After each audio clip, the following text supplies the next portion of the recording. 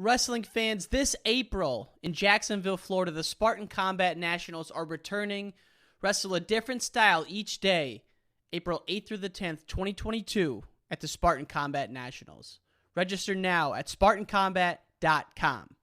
Now let's get to the show. To me, I would do whatever it takes. I mean, it was everything was winning that NCAA title.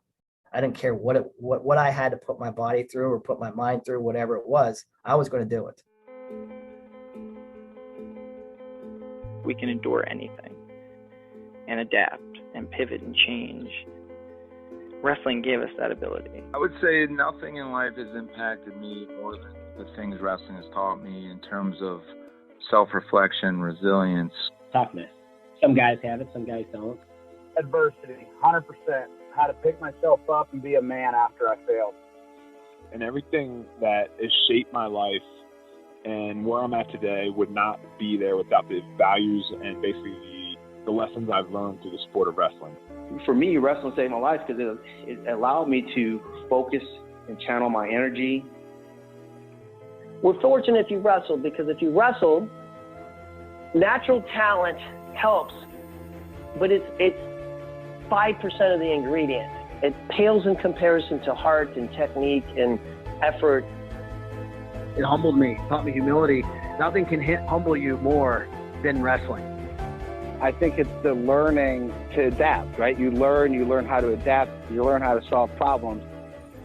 You know, if I look back at my time I spent wrestling, if they gave me one thing more than anything else, it's mental toughness.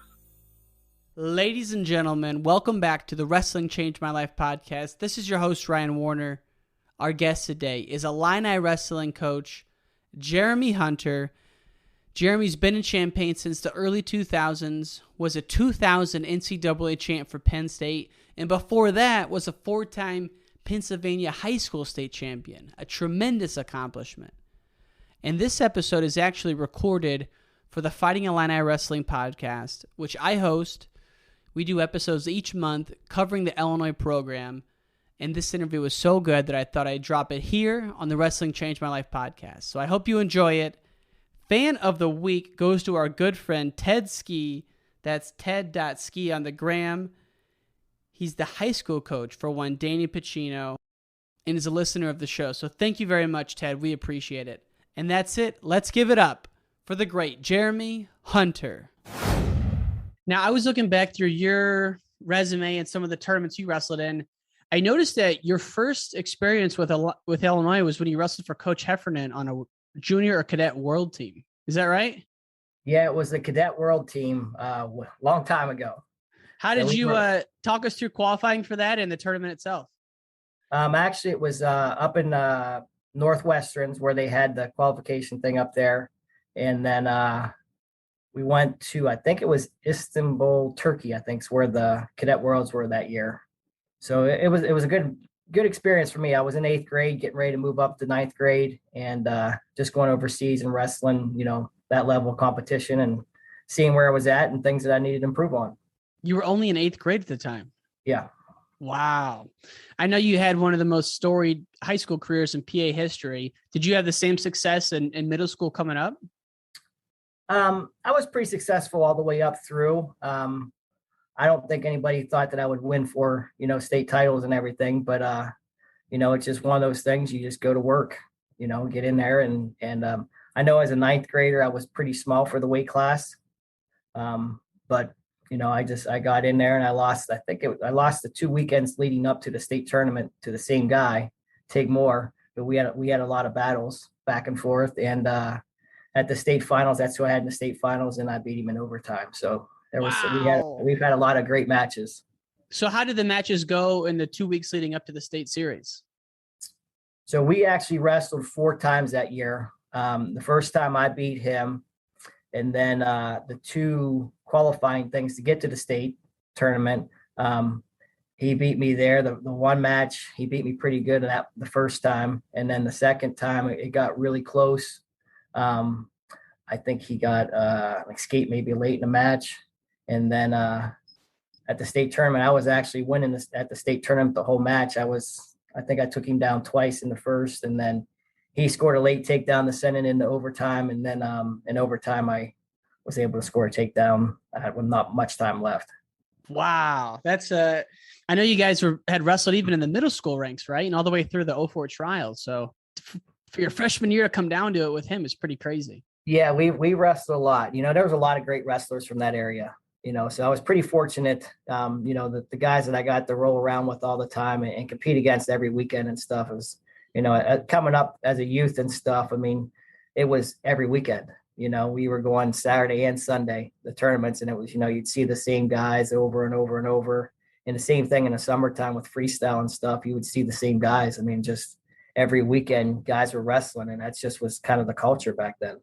And was your dad like your youth coach, or if not, who was your big mentor that gave you the early jumps early on? My dad coached me through youth and stuff up through. We had a lot of great coaches in our youth program. I know when I first got into it, we had about 100 experienced guys and then 100, first year guys. So we had a really good group that came up together, and we actually stayed together all the way through high school. So we had some really good teams. 200 kids in the youth program. And 200 kids. So and that's just how it is back there. It's like family. I mean, you go back and you look, and it's the same families over and over and over from these schools. It's pretty cool, to go back and just kind of watch, and then you see, the guys that you wrestle with, their kids are coming through now and stuff. So pretty neat. What was the kind of town you grew up in? Big city or farm town? Farm town, real small. I actually grew up on a dairy farm. So it was small, no stoplights, out in the country. Yeah. So in PA, is there the same debate between like the big schools and small schools at the state tournament? Because when Illinois was 2 divisions, there was always the AA and the single A, and there seemed like a big discrepancy sometimes in terms of like the amount of attention or even respect it got, maybe not even rightfully so. Is that the case in PA, or is it pretty balanced? I think it's pretty balanced for the most part. I think there's maybe a little bit more depth in the AAA. But there's a bunch of great wrestlers. I mean, you just look at the guys that have come through just recently, Yeah. So I think there's maybe a little bit more depth at the AAA, but overall I think they're both pretty even. And then after your freshman year, where you got, those were your last 2 losses in high school to Tig Moore. So you went undefeated the rest of the way through. When did you start bumping into the great Stephen Avis? Did you guys wrestle in high school or only in college? We wrestled in high school at Fargo. I think one time he actually beat me at Fargo. I would say it was probably sophomore or junior. I think it was my junior year. Gotcha. And then kind of how those brackets work back then, it was like kind of the pool system. So he beat me. I think I beat Cody Sanderson, and it kind of knocked people out, so it was kind of crazy how the brackets work and stuff. But you go back and you look at it and you just see all the names and stuff that are in there. And there's a lot of good guys. Oh my gosh. And another guy you wrestled in high school in some kind of all-star meet was Eric Juergens, who's another name. I grew up in the Quad Cities. So, right where Mark Johnson grew up is right where I grew up. Yep. And so Eric Juergens, on the Iowa side, but he was definitely a name everyone knew, another 4-time state champ. And you guys wrestled, I assume, a little bit in college, but definitely in that high school all-star meet. Do you remember that one? Yeah, we wrestled at the Dapper Dan in Pittsburgh. So, gotcha. Okay. It was a great match. I don't remember the score. I think it was maybe 6-2 or something like that. But we've had a lot of great matches throughout our careers. Juergens? Yeah, with Juergens. I think we wrestled. Let's see, it would have been my sophomore year, and I think he might have moved up after that to 33. Yeah, he did. Yeah. So I think we wrestled 3 times my sophomore year. I think I won 2 of them, and I think he won 1. So, but we had a lot of great, you just knew when you're wrestling that guy. I mean, he was going to come the whole time, and I was going to come the whole time. So it was just like, okay, let's get out and scrap, Yeah. He was going to score the most points at the end. That's, was going to win. So. He was mean too. Like he loved to fight. He liked to fight. I like to fight. I know usually every time we wrestle, one of us had a cut eye or, black and blue and that kind of stuff. But I mean, those are the matches that I enjoyed, just because, he was going to wrestle hard for 7 minutes, and that's one thing I prided myself in, that I knew that, hey, we're going to wrestle hard for 7. I'm going to wrestle hard for 7. If it takes longer than that, then we're going to scrap. But, I was never going to lose a match because I wasn't in shape to wrestle hard. And I've heard that you said back in college, you were doing 3 a day sometimes, if not all the time. Yeah, I did. I probably to the point overtrained sometimes, and I'd never probably let my body rest as much as I should have.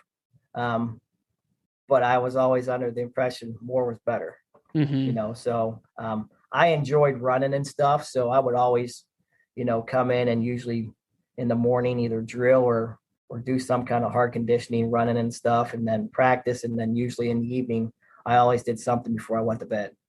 And what would an example of something like that be? Evenings, I would come in, maybe sometimes just shadow wrestle and that kind of stuff. A lot of times, again, I might get back on the treadmill and run again, I just was always to the point where, I wanted to get myself in the best shape that I could. But like I said, sometimes I think I might have overdid it too much, because there was times where my legs needed probably a break, and I was just like, no, let's go. You're going to do another 5 miles, so. I was going to ask you, how far would you run? I would run a lot. I mean, like I said, distance to me was nothing. I was just getting warmed up at a couple, 2-3 miles in, and then usually, 5-6 miles. And it was the same thing with the guy that we had here, Jesse Delgado, was the same way. Yeah. You would go upstairs and see him on the treadmill. I mean, he's running 5-6 miles, 2 times, in the morning and in the evening and stuff. I just enjoyed it. He enjoyed it, and it's just one of those things that most people don't enjoy on a treadmill, and it kind of gets boring sitting there looking at the same wall all the time. But, it's just like my release to get up there and knowing that, when it gets tight in the third period, I still had a lot to give. Were you someone who's constantly visualizing during those 5 to 6 miles running through matches? Yeah. I mean, it would go pretty fast. A lot of times when you're sitting there, you're just kind of sitting there playing things back through your head. What can you work on? What, positions and that kind of stuff. But yeah, I would always kind of zone out a little bit. Time would go by real quick. I'd be like, oh, we're done already. Right. It's amazing how that can happen. Like, even if you get caught up in like my girlfriend lives in Indianapolis, that drive from Indianapolis to Chicago, I've got a lot of great thinking in, and a lot of documentaries have come from that drive, so it's, it's nice to have that time. I like running just like you. It's awesome. Yeah, no, I've run all the way up through, I used to, in high school and stuff, I used to get up in the morning before school started and would always run or do some kind of conditioning stuff in the morning. So it was just kind of my routine, and I stuck with it at college. And like I said, I think sometimes I overdid it, but, overall, I had a pretty good career. Yeah. I mean, you look back at the names during that time, and because that was right when the weight classes changed, right? Yeah, it was at 118 for my first year. Then it changed halfway through my second year. Yeah. And so you had a guy that, I always loved watching. And when I was in middle school, Leroy Vega, really tough guy. Yep. You had David Morgan, you had Teague Moore, of course, Stephen Abbas, who's maybe one of the greatest lightweights of all time. And then Juergens at Strip Matter. It's like, geez, man, that was some loaded brackets. No, there's a bunch of good guys in there, and we all scrapped for a lot of years. Yeah. I mean, think about that Big Ten dual meet schedule. I mean, you talk about heavy legs when you start having, even Michigan State, which isn't traditionally a powerful team, they've had good years, but then you got David Morgan, who is one of the best guys, so there's really no easy weekends when you get into that late Big Ten schedule, January, February. Yeah, no, when I used to wrestle Morgan, it was always one of those things that would come down to the riding time. And he was so good at, with legs and stuff. I'd always get out, but it always seemed like it took me forever to get out. It's like the match was just winding away. And he was just the guy that was hard for me to wrestle. Yeah. Because he'd always score early on me. I was always kind of a slow starter. Mm-hmm. So he'd always score early and then get a lot of riding time on me. And then it was just like, okay, now I have an uphill battle now. And another match I was watching was you and Strip Matter at Carver. You got the win your senior year, but it was during that match you start to see Strip Matter doing a lot of the ankle rolls. Was that one of the, I don't know if you remember those scrambles, like you being on a deep single heat ankle roll, and then it looked like the ref didn't even know how to call it because it wasn't that common of a position back then, but was like scrambling and kind of the, not play wrestling, but the sparring, something you guys were doing back then, or was Strip Matter one of the first guys you met who was doing a lot of ankle diving? No, I I don't think it was really that common back then. Right. You never seen it much, I think Jody, we wrestled so much through our career. I mean, we wrestled all the way up through high school. I wrestled him and his brother in high school. John was actually at Penn State for a couple years before I got there. And then when I signed there, he transferred to Pitts Johnstown. Mm-hmm. And like I said, we wrestled in high school, and then I actually wrestled Jody in high school too. So wow, we've had a lot of battles up, like I said, up through the days and stuff. There's just so much great wrestling in Pennsylvania. It's second to none. It really is. And that's, I mean, you just look at how the names you're mentioning there and how deep it is. And even now, if you look at like all the All-Americans now, so many of those guys were from the WIP deal or PA more broadly, the Kemmers of the world and all those names we know. And so when you were at Penn State, one of your coaches early on was Senshiro Abe. And I can never remember the other gentleman's name who was also from Japan, almost like a mystical figure there. Was it Oishi? Oishi, yeah. Tell me about him. Oishi and Abe, when I got there, they kind of took me under their wing. Oishi was really old school. I mean, just hard on you and stuff. And I like that, I noticed right away that it seemed like the guys that were around him all the time were very successful. He made you do a lot of things you didn't want to do, but I'm like, that's fine. Bring it, what? Like drilling over and over, or like conditioning stuff? No, he did conditioning stuff. I mean, there'll be days that we would come in and he would just be like, okay, Jeremy. And if we were injured or something, it was me and my roommate, Ross Thatcher. We came in and he's like, okay, you guys got 1,000 pull-ups today. When you're done, you can leave, but he played games with you mentally and stuff. I remember coming into practice one day and it was snowing outside and stuff. And he goes, hey, Jeremy, go get your running shoes. I'm like, okay. So I go upstairs, get my running shoes. I'm like, okay, I'm not going to be on the mat today. I like to run. This is fine. I come down and he has a pair of white gloves and an orange hat. And I was like, okay, I wonder what's going to happen. And he's like, hey, go run out the Mount Nittany, which it's like, I don't know, 3 miles out, a mile straight up the mountain. And he goes, go to the top of the mountain. There's a flag up there, get it and bring it back. I'm like, okay. Meanwhile, like I said, there's probably 3 inches, 4 inches of snow on the ground.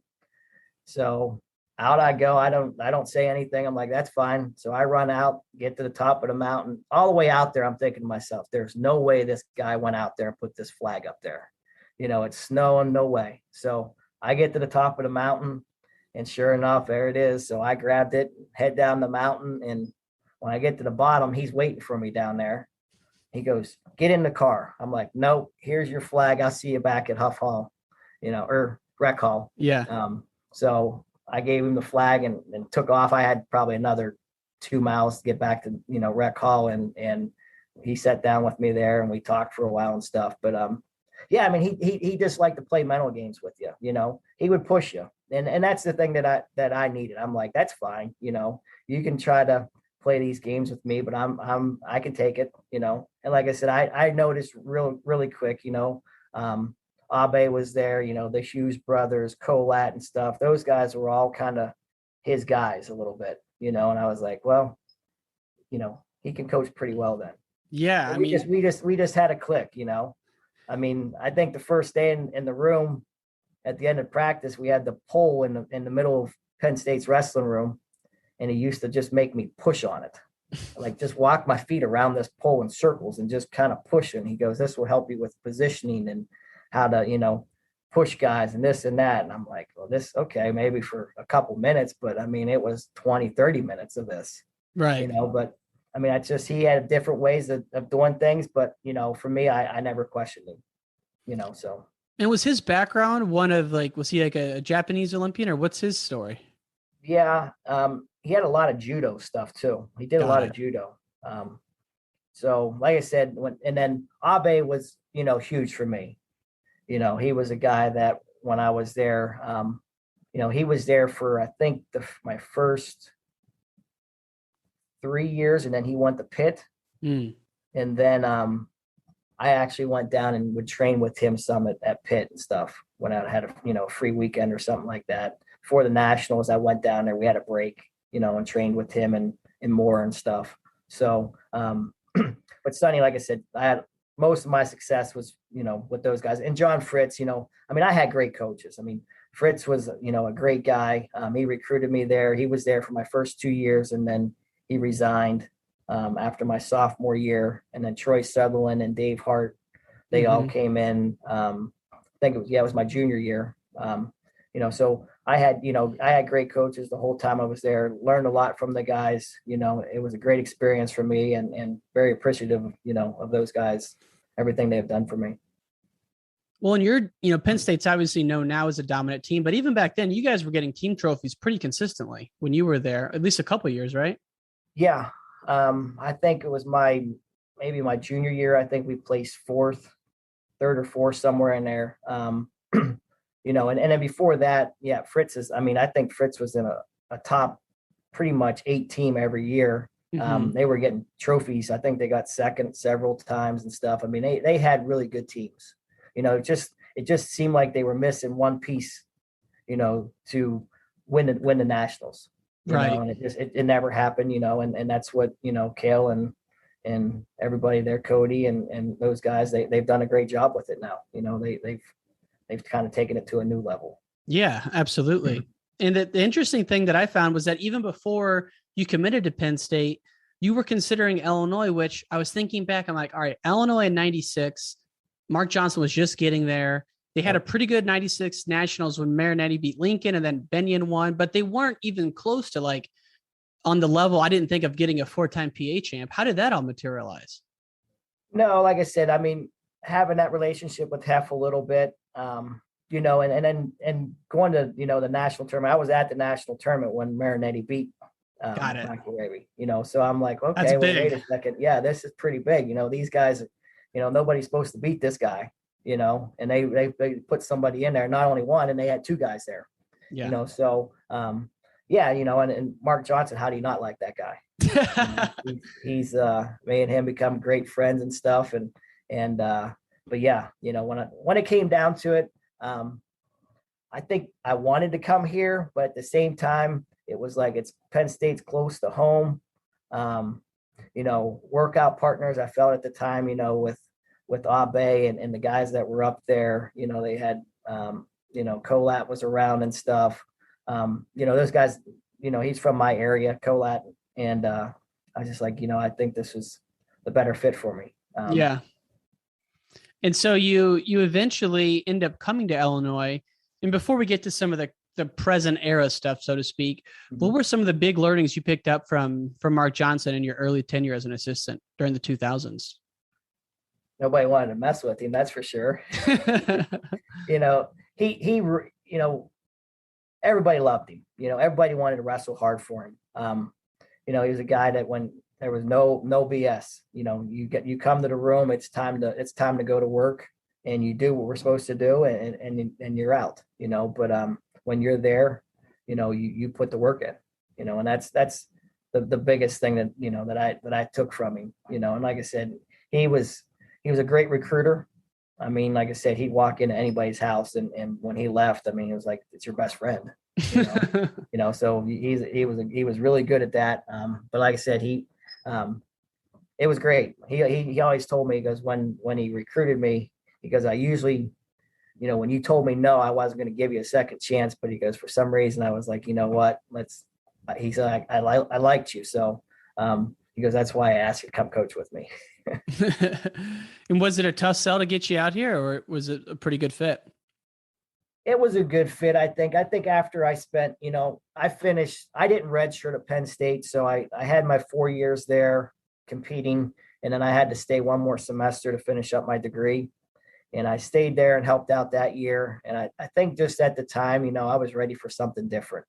I mean, I loved it at Penn State. Don't get me wrong. I mean, that was, you know, to me, that was home. And I probably never saw myself leaving. But then, you know, I'm like, well, you know what? Let me try something different. Let me go somewhere else. I know this system. Let me go learn from somebody else. So, you know, actually, I talked to Mark and Jim Heff at Penn State match up there. They were wrestling there, and they said, hey, what are you doing next year? I'm like, you know, I think I'm going to be leaving. You know, and they called me right away, and everything worked out. Awesome. And then you get in here, you're working with Kyle Ott, the great Jimmy Kennedy, and then, you know, Jesse Delgado, obviously, you know, 2-time national champ. And then, you know, during that era, though, Mike Poeta, our head coach, comes through, and he was obviously one of the most, you know, legendary Illinois wrestlers, 5-time Fargo champ, 2-time finalist. What do you remember from him coming in the room and his development over the years? Mike was just one of those guys that was just, you know, explosive. You know, he could go score whenever he wanted. You know, shoot, I wrestled him a lot. Did you? You know, I wrestled all those guys when I was there. I wrestled all the way up to Lackey before, you know, in practice and stuff. You know, so we had some good goes, you know, but Mike, you know, when like I said, when he wanted to go, you couldn't stop him. Just explosive, and you know, his shots were great, his technique was great. You know, but it was good. Like I said, there has been I had an opportunity to work with a lot of great guys, you know. So it makes your job fun. You know, coming to work, you know, knowing that the guys are there for the right reasons. You know, they want to win a national title, and some of them did. Some of them, you know, came up a little bit short. But at the end of the day, they busted their butt every day and did the right things. And that's all you can ask for as a coach. And one of the things that every guy who's been coached by you says is that, you know, you're very big on, you know, you don't cut corners. You know, you just put in the work. So when you hear a guy say that, whether it's Jimmy Kennedy or a Kyle Ott, like, how do you materialize that? Like, what does that mean to you that you don't cut corners? I mean, there's, like I said, there's a right way to do things, and then there's a wrong thing. When you come through that door, you know, you need to be focused on why you're there, you know. And, you know, really we're here, you know, you only have 4 opportunities at this thing, you know, and this is whatever they say. I mean, this is one of the hardest things you'll ever do in your life, you know, trying to win an NCAA title. You know, I mean, there's a lot of guys that, you know, that came up short, you know, that went on and had great, you know, freestyle careers and stuff. So just, I think the grind of it and stuff. And that's the biggest thing, knowing, you know, hey, you signed up for this. This is what, you know, this is the right way to do it. We know how to be successful. You know, all coaches know, you know, what you need to do. It comes down to the individual, making sure that they come in and do the right things every day, not just sometimes when they feel good, you know, because there's going to be a lot of times you come in, you don't feel good.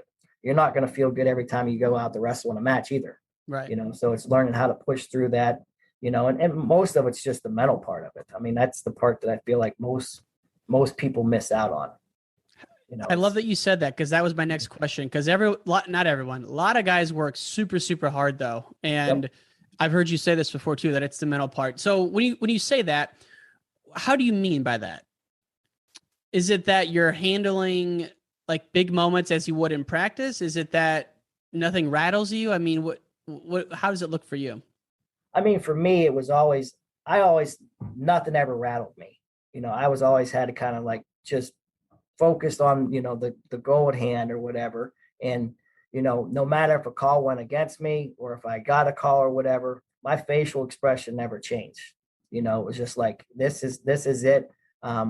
You know, and I think a lot of people couldn't read me. You know, it's just like, okay. And that's the biggest thing. I mean, you see guys when they wrestle, you see when they get tired. You know, there's a lot of times that I'm just as tired, but you just don't see it in my face. You don't see, you know, my actions that I do and stuff. And that's the stuff that I think that, you know, there could be 2 guys that are at the same point. Both of them are ready to break, you know, and one guy just shows it a little bit more. And it just like, it gives you that boost of energy.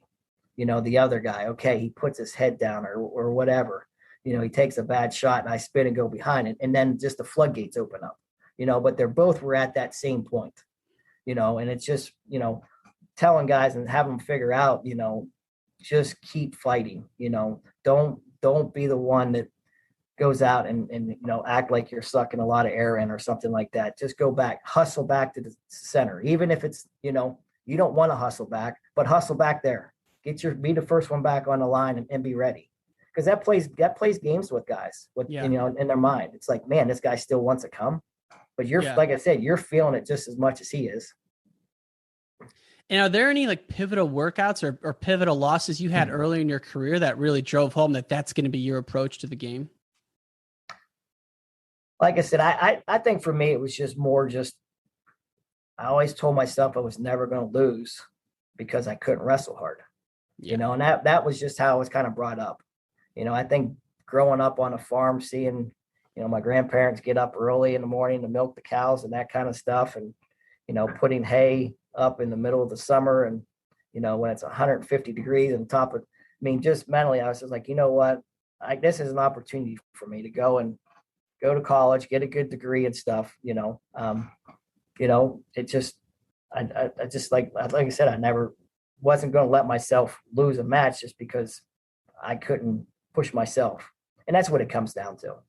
It's just learning how to, when you get to that point, how to push a little bit more. Don't take the easy way and quit, just keep pushing. And every time you do it, you get better.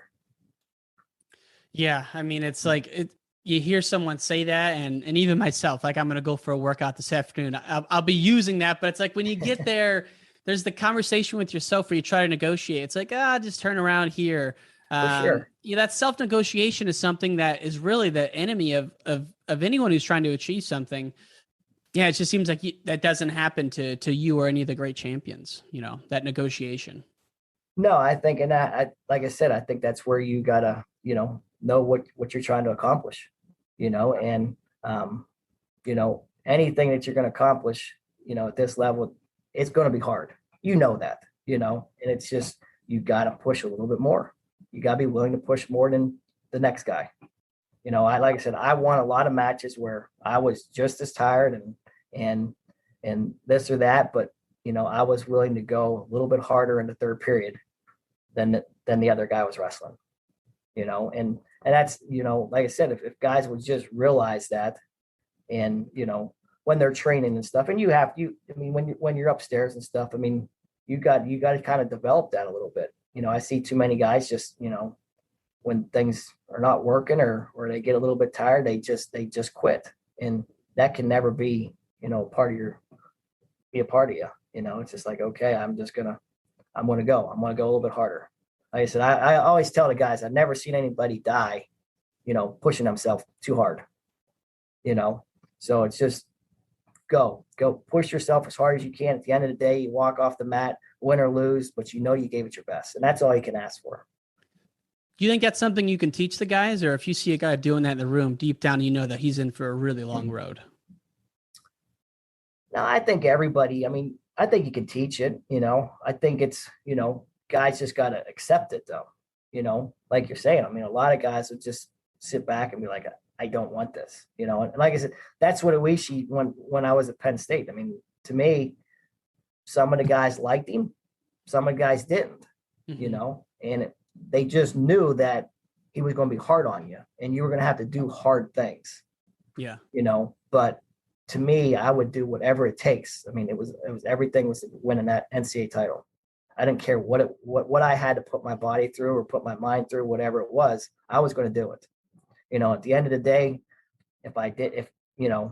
I'm fortunate that I did, but if I didn't, I know that I did everything right and everything I possibly could. And I have no regrets. Yeah. And you can live with that. I'm sure that freed you up to compete a lot too, because you're not having all this regret and all this negativity in your mind that maybe I should have done more. Right. Yep. And so I love talking about all the mindset stuff, but if we jump forward to some of the coaching, how surprised were you when you heard that legendary Coach Heff was stepping down from the helm? I was surprised. Nobody saw it coming, but I think, for him, I think he wasn't, having fun with it, like he wanted to, it was starting to wear on him a little bit. And you take your hat off to him, because there's a lot of guys that just stick around and continue to do it. But, when he was done, he went out on his terms and now he gets to kind of sit back and enjoy life a little bit, not have to worry about all these knuckleheads, right. What they're doing and everything. So, but yeah, no, like I said, I think it's, he'll get to sit back and he's around, he's around the room all the time. So him and, Coach Johnson, I see those guys all the time. I was just going to ask if Coach Johnson comes around anymore.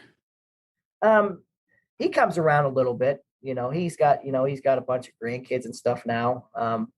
So he says he's working all the time, but I always tell him that, I've never met a guy that, he says he works for his YMCA, right? Well, he worked for the YMCA, then he retired there. And now he says he's got a part-time job working for his daughter. So I just start laughing. But no, he's like I said, they for us, we're very fortunate because we're, a phone call away. We can talk to two guys that, had great careers here and done a lot of, great things for the university. Yeah. And you're welcoming in a new coach, also a Penn State alum, Ed Ruth, one of the most successful collegiate wrestlers of all time. Just had him on the show. He was on our August episode for the Illini Wrestling podcast. Mm-hmm. What's it been like working with him so far? Ed's been great. He's another guy that comes in and he goes to work. He loves to work out. He's upstairs with the guys. The guys really like him. I know one thing, we're probably going to be really fast with their hands because they're boxing a lot upstairs.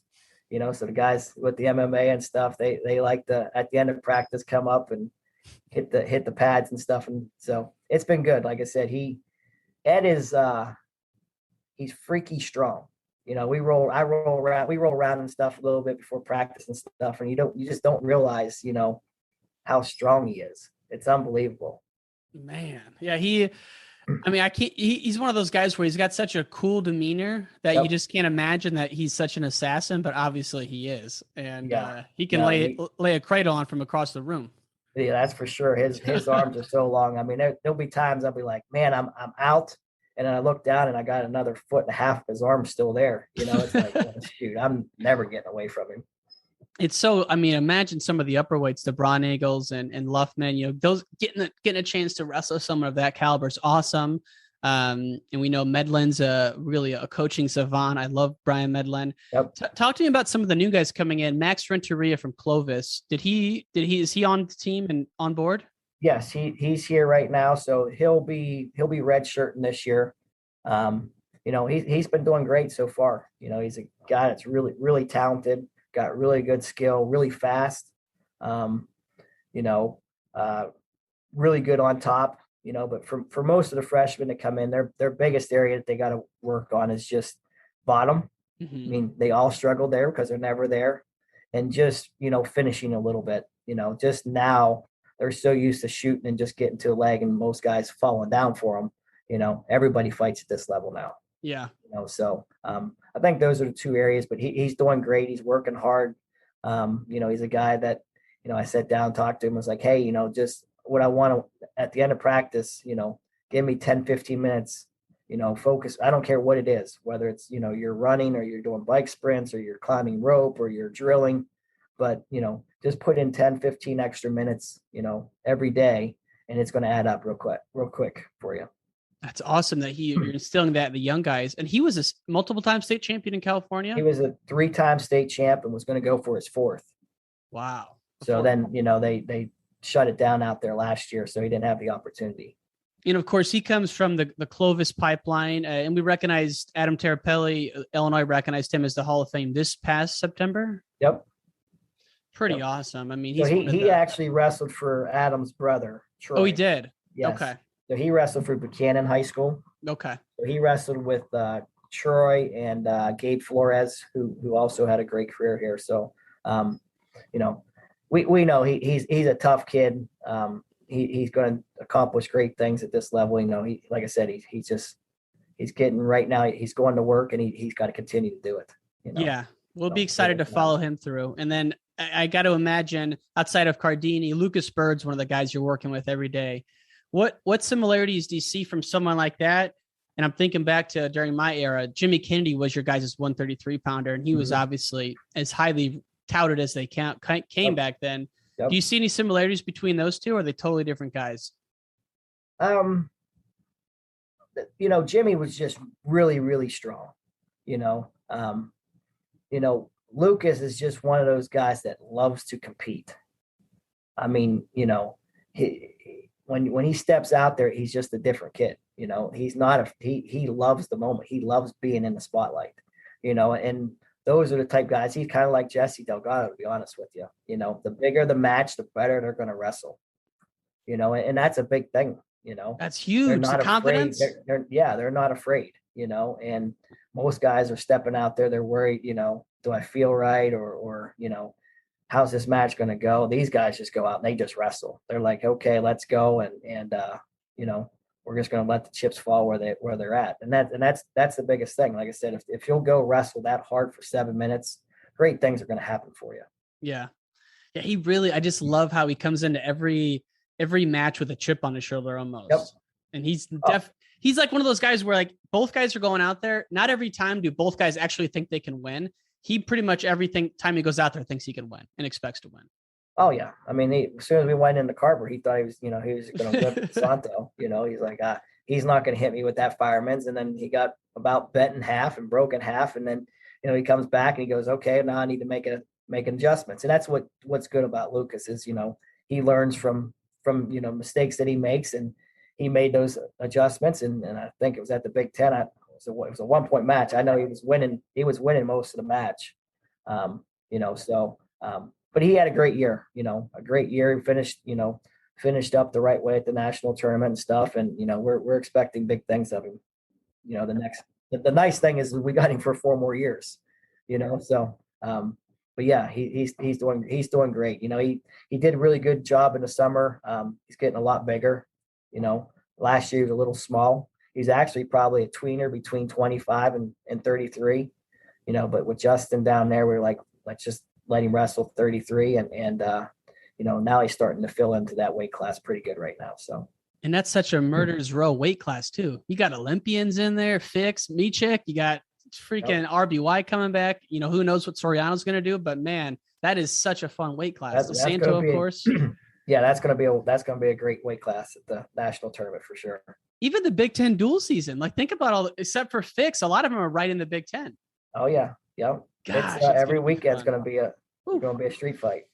And I was looking ahead to your guys' schedule. It looks like just 2 dual meets in December, and then really the bulk of the dual season starts for you guys heavy in January. You're away at Rutgers to open the Big Ten. Then you welcome the Hawkeyes coming into the season. Is that something you guys consciously do where you're not having any big dual meets in December? Or is that just how it worked out this year?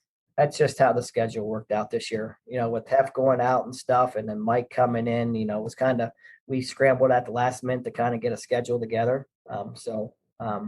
We start off with Michigan State, which is always a pretty good tournament, beginning of the year.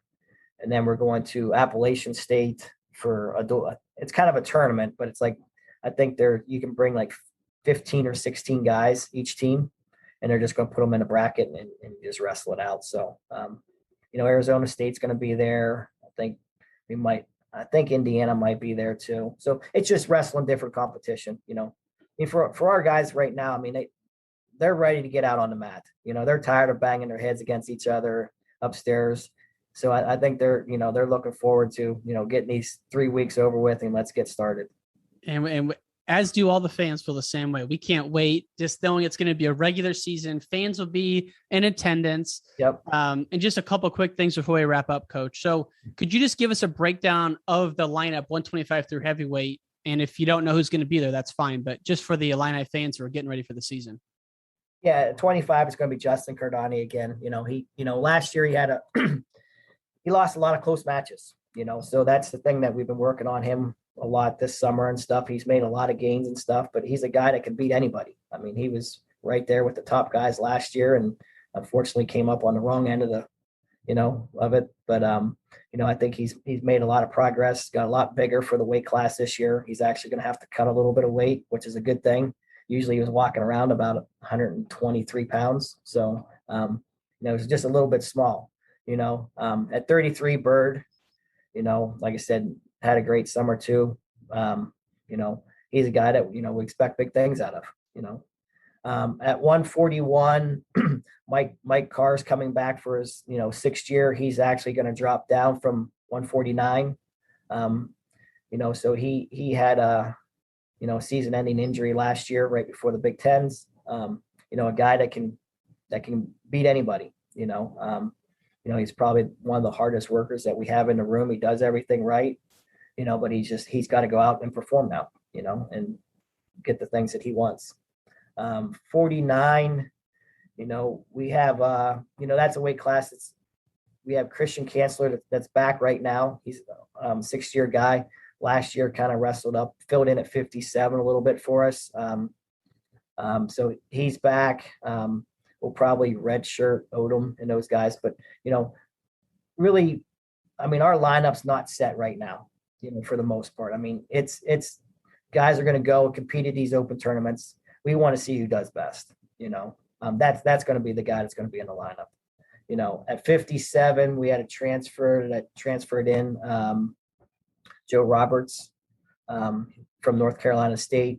He's had a really good summer. He's a guy that I think is going to do really well, surprise some people. Really good high school career too at Montini. Yeah, he had a really good high school career. Yep. Really tough kid. Won a state title as a senior and stuff. Just a tough, hard-nosed kid. Does everything right, trains right, does the extra stuff. So I think, expect him to have a really good season. 65 is going to probably be Danny Bronigal again. Last year, he wrestled with a broken thumb pretty much the whole year. I think he broke it the first dual meet of the season, and just never got back on track. Had a really good freshman season. Had some good wins last year, but he's got a lot of consistent training, throughout the summer and stuff. And, he's looking really good right now. 74, there's a couple guys in there. Like I said, DJ Shannon, Trey Sizemore, they both, working really hard right now. They just, who's going to step up and go out and perform, in these next 2 weekends or next, first 2 weekends of competition. 84, Zach Bronigal, same thing, wrestled last year with the banged up shoulder and stuff. Had a good summer, and then we also have Nikita, who's actually done a really good job, working hard. He's probably going to wrestle first couple matches and stuff until Zach's ready to go. And then, like I said, those guys can decide who's the guy. At 197, Matt Roboliski, again, is getting bigger, put on some size, really spent some time in the weight room. Matt's a guy that, like I said, he's right there. He's just got to believe he's really good and go out and perform like we know he's capable of. Yeah. And then heavyweight, Luffman. Our guy, man, he's Luffman's, awesome. He's a guy that spent a lot of time in the weight room this summer. Made a lot of gains, made the junior world team in Greco and stuff. So he got a lot of good training, got put in a lot of unique experiences and he's just, again, he's a guy that just, we know he's really good. He's beat a lot of good guys, but they got to be more consistent. They got to go out and perform and hopefully with the summer, we feel we had a great summer. Guys they trained great. They did everything we asked them. We've had, so far, everything's been great this year. So, it's just now it's time to step out on the mat and show that we've gotten better. And it's going to be fun to watch. Let me ask you about two guys who I'm just not sure where they fit in. Durlacher, I don't know what relation it is to Lindsey Durlacher, if it's his nephew, if it's his son. Obviously, rest in peace to the great Lindsey Durlacher, one of the greats in the lightweight division for Illinois. Back in the day, 97, I think. How's he coming along? Dane's actually had a great summer. He went to the U.S. Open. I think he was 5th in the U.S. Open, and then went to wrestled in the World Team Trials. He's a guy that's, he's getting better. He's getting better each year he's here. I think he's really kind of bought in right now. So he's in the mix at 25. Like I said, our lineup is not set by no means. These are the guys that, that we're going to find out, those first couple weeks of the season, who's ready, who's going to be the guy. For us, I mean, it's not winning the wrestle off, upstairs. They've wrestled so much. It's about going out and who performs the best, and another guy, at 41, Weaver Shaw had a great year. He wrestled a lot this summer. I think he was 4th at the Greco World Team Trials. He's a guy that's, bought in, he's working really hard. He's doing the right things. He wants to be good and he's gonna, he'll be right there, so, he's a guy that, he's, he's got to know that he's good and he's just got to go wrestle because he's got really good skill. Yeah. Last one for you. I love this guy, the Italian stallion, Danny Pacino. Where is he going to be fighting for a spot at 33, 41, or is he bigger than that? Danny will be 41. Okay. He's going to redshirt again this year. Okay. He actually just made the under 23 world team for Italy. Mm-hmm. So he's leaving for Siberia end of this week. And then he's going to go wrestle in that the world team or the championship over there. Danny's been great, been training hard. He's actually going to cut down to, I think it's 134. Dang. I think is the weight. So he's starting to get smaller. But he's doing a great job. He's shrunk his body a little bit. He's going to come down, but he'll be a 41 pounder for us. Nice. I love his attitude and just enthusiasm. He really loves wrestling. You can tell. He loves wrestling. He loves being in the room. He loves getting upstairs, doing what, like I said, I mean, that's the part. This sport is hard. If you don't love everything that goes into it, you're not going to get the results that you want, Right. So you got to be excited when you come through those doors. You only get so many opportunities when you're up there and stuff. You got to make the most of it, so when hour and a half or 2 hours, however long practice is, you got to be ready, can't take anything off and just be ready. And Dan, like I said, Danny's done a really good job with that. When he had some big wins last year, Yeah. Ohio State, he beat the kid that kid's high school resume was insane. The name's escaping me right now, but that was huge. Yeah. Yep. Well, Coach, I know, as you said, it's all about, the consistency and the dedication, and that's what it'll take to bring the Fighting Illini back to that picture you got in the background there. Big Ten Champs 05. That was awesome. And, we're just really excited about, Coach Poeta being involved, you being involved, Ed Ruth on board, Medlet. I mean, it's just an awesome, the perfect storm, so to speak. And we greatly appreciate your time today. And any final words for the Illini faithful out there? Just like I said, guys are working hard. We're ready to go. And we're just happy to be able to have a regular season. We want the fans back in the arenas and stuff. And it was hard last year, It's at Huff or it's at Assembly Hall? It's going to be at the State Farm Center now. State Farm Center. Pardon me. It's Assembly Hall. Everybody knows it's Assembly Hall. That's So now they just renamed it. So, but yeah, all of our duels are going to be at the State Farm Center, which is, it's cool. The guys will get they got the fancy lights and the smoke and all that kind of stuff. So hopefully that will make them wrestle a little bit harder and stuff. But, I said, all we're asking is the guys go out. I mean, expect the guys to go out and wrestle hard for 7 minutes. And I'm pretty sure that we're going to put a pretty good team out on the mat this year. Well, we're excited to watch. And again, Coach, thank you very much for your time today. Coach Hunter, have a great one, sir. All right. You too. Thank you. Thanks for listening to this episode of Wrestling Changed My Life. To see video clips from this interview, please go to Instagram at Wrestling Changed My Life. This episode was proudly presented by Spartan Combat. The Spartan Combat Nationals are returning to Jacksonville, Florida, April 8th through the 10th, 2022. Register now at SpartanCombat.com.